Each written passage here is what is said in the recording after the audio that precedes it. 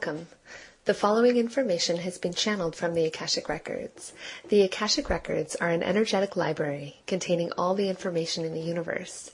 They are equivalent to the biblical book of life, like a cosmic memory bank. My name is Jen Aramith, and I am an Akashic Records consultant. I am the primary channeler for Akashic Transformations, a comprehensive source of information channeled from the records. Please visit akashictransformations.net, where you can listen to hours of channeled material on dozens of different topics and submit questions of your own. Welcome to a magical conversation with Spirit.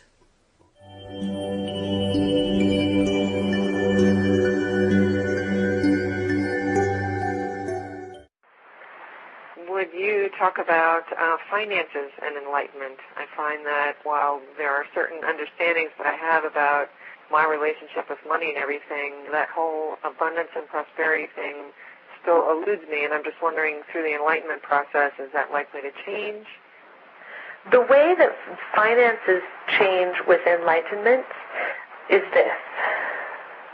Because the core of enlightenment means coming to see what you previously could not see, taking accountability for what you see, and then being more intentional with your choices, it means that each of your relationships individually with finances, as well as each of your relationships with other aspects of life, your bodies, your social relationships, everything else, they'll become easier at sometimes and more difficult at others based on what you need to see.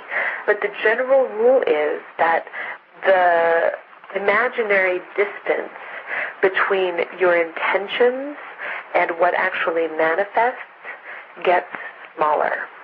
This means that if you have a whole bunch of fear about money, then your fears will manifest more readily, more rapidly.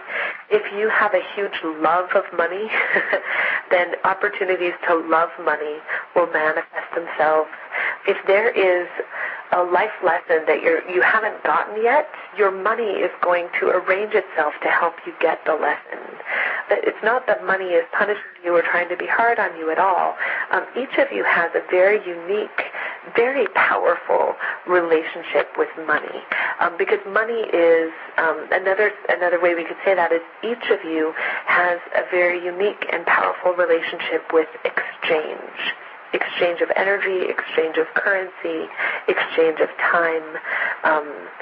Each of you has a unique makeup based on what exchange feels like to you, how you give, how you take, how you perceive giving and taking. All of that stuff gets wrapped up into what you could call your money issues.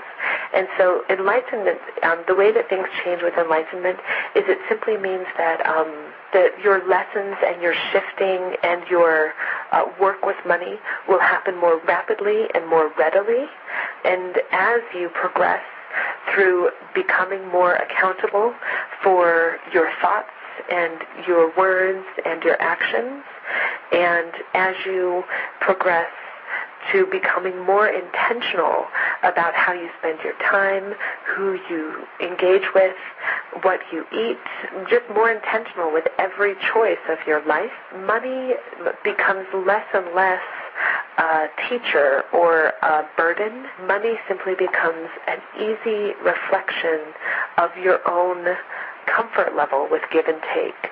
For some of you, you'll have your most blissful, joyful relationship when you have a small amount coming in and a small amount going out. For others of you, you'll have your most blissful relationship with a large amount coming in and a large amount going out. But each of you will have your own unique balance. The place where people struggle with money, especially in enlightenment, is that there's a social story. There's a social myth that is not based on one culture. It's become a global myth, which is that money makes people happy, when actually it's a flow that makes people happy. So if you have too much coming in and not enough going out, you get stuck. And if you have too much going out and not enough coming in, you get stuck. So often you all develop an idea that if only you had more money coming in than this, that, or the other, when actually what that sets you up to do is to strive to have someone else's balance of money. you imagine that you'd like to be like Bill Gates or Oprah Winfrey, or even just a neighbor who has a really nice car. Whatever it is, you keep imagining that more money coming in will make things feel easier, but in fact, you will be uncomfortable until you reach your own balance. And your own balance may be a lot or a little, but it will be so harmonious that you'll feel that you have everything you need. So the best thing to do with money as you're going through enlightenment is to try to let go of this bigger idea of a lot or a little or coming in or going out, because when you start thinking about that, often your baggage comes up, and this happens for every person.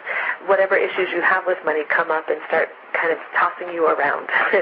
So instead of concerning yourself with these bigger issues like when will I have a lot, when will I have a little, etc., instead turn your attention to what is happening for you right now. Assume that what is happening for you right now with money is exactly what you need to figure something out, to get to the next step, to eventually become more balanced. And then ask yourself, what is coming in and what is going out? How do I feel about each of those things? And what do I hold back?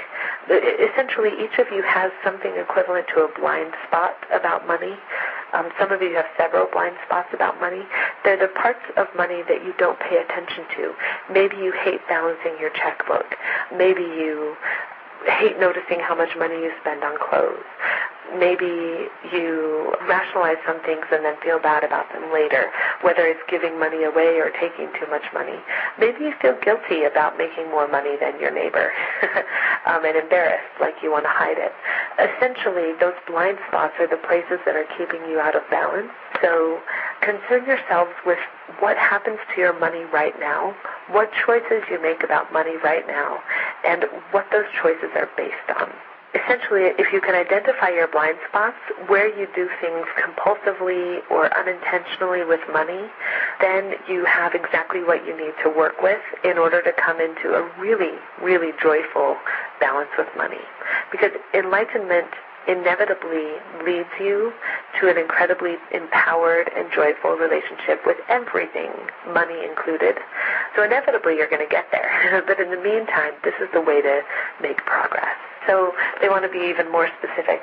So for instance, if you recognize that you have a relationship with money and that one thing you always avoid doing is balancing your checkbook, for instance, then instead of battling yourself, telling yourself you have to balance your checkbook and you're bad if you don't, instead simply acknowledge, gee, I really hate balancing my checkbook. How can I make sure this gets done every week or every day or every month?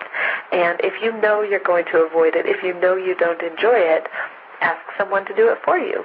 Or if you know that you have a compulsive tendency to spend too much on clothing and then feel guilty later, then take accountability for what you know. Like take accountability for hating balancing your checkbook, or take accountability for your compulsion with buying clothes, and ask for someone's help.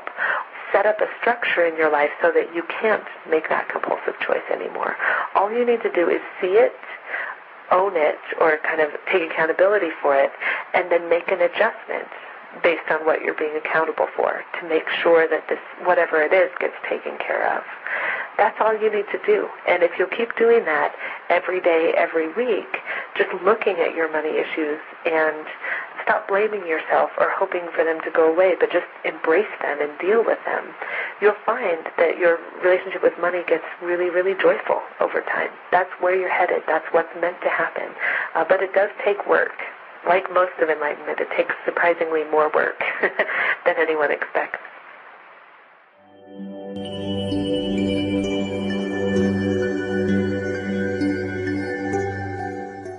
Thanks for listening.